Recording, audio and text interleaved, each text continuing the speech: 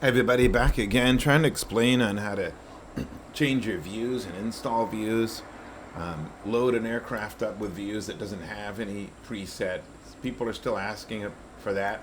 There is still some confusion on how to do views. I made a video, one of my first videos ever to YouTube about that, but let me just do an update here. Maybe there's something different on it that will explain even better. Here's the here's the Comanche 250.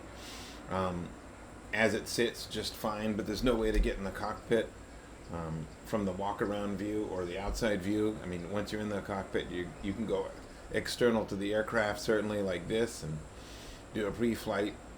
Certainly very easy, but you want to get back inside. You want to do that, so Shift C inside the airplane. But there's no inside view, so what do you do now? So you need to set up views to controls. So it's very simple. Go up above. You're gonna have to go to the camera, and then go to cockpit. Now, once you're in the cockpit, you can start programming, and it's very easy. You need to program your keyboard to do certain things: settings, controls, keyboard, and you need to start doing this. You need to use the translate section. Very simple. You need to program a key command that allows you to move your seat or your pilot view around. So it's translate cockpit view backward, forward, left, and right. And very important. I made those the arrow keys. Very simple, easy to remember. That's my seat position. And then you also want to do translate up and down, which is very important. So I have, let's see. Those aren't the ones I want. That's for other stuff. You want to move your view up and down. Those aren't them. Let's see. The other view is try the word view. Oop. Try the word view and find out your click view that you want. Here we go. Shift up and down. So decrease cockpit view and increase cockpit view height. You must have that done ahead of time. So once you have that done and you're back in the cockpit, you can move around. So there's my translate view backwards. There's my translate view right, left, and now shift arrow is up and down. So I can move my seat height up and down, which I really love to do because that's extremely important. Now once you need to get a view you like always start off in the captain's view. You need to use this command, which I think is a default one. It's under the word view, I think. Let's take a look together.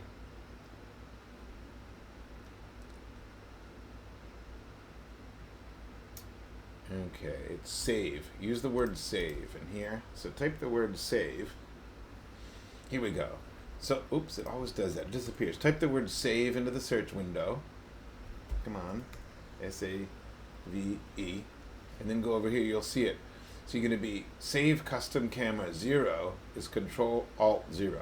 I made it that. Save custom camera 1, Control Alt 1. Save camera 2, Control Alt 2, and so forth through all the way to the end, camera 9, Control Alt 9. Now what you want to do, once you save those viewpoints, you need something to grab or go to those views. This is what I use on my either a joystick like a Pro Stick, and instead of, you're not using the save command, but type the word camera in the search box. Now pull up all the, here it goes again, disappeared on me, camera. Or you could just do this, you could just go to views. Where's the view? Come on, come on, come on, come on, come on. I guess it's under the word camera then. Probably under the word camera. It takes a moment to find all this stuff. Camera. Find load camera. So you want to have load custom camera 0. So the one that you did, Control Alt 0 to load it, you need to give it an assignment on your joystick button. So that's very simple. You're just going to press in there and assign a button. So I've done that to my 2 sticks I use, the Logitech Sidewinder plus the honeycomb flight control system. So now we're going to go back in here, back in the cockpit, using the translate keys, find a position you like. Now in my first video I said don't sit like a baby, don't go down below, because that's where all default views go. And everybody in the world seems to program their viewpoint like a 7-year-old. It's just, you're not going to see anything. You're not going to ever be able to do good takeoffs and landings, because your landings are very predicated on your seat height. But once you get your seat height the way you want it, all the magic occurs. So I tend to, in real life, raise my seat up a bit more, because you actually want to see over the dashboard, onto the hood, or even a jet. You should be able to see some portion of the nose of the aircraft. Very important to see this runway environment. Long ago, at airliner simulator captain told me when I first flew my first airline simulator at 737 level E, he's like, you need to see the pavement in the runway. So adjust the seat up high enough to see that, because that definitely helps your flare. Even somewhat takeoff definitely affects the flare and touchdown. Smooth landings are done when you can see the entire world in front of you, not sitting too low. That's going to make you flare wrong. You can see a lot better higher. Sometimes I sit higher than the actual recommended view balls that a lot of jets have, or other equipment that some airplanes have. You have to duck a little bit out the left window, but this is kind of what I find in real life too when I'm sitting in a GA plane. So something like that looks really good for the Comanche.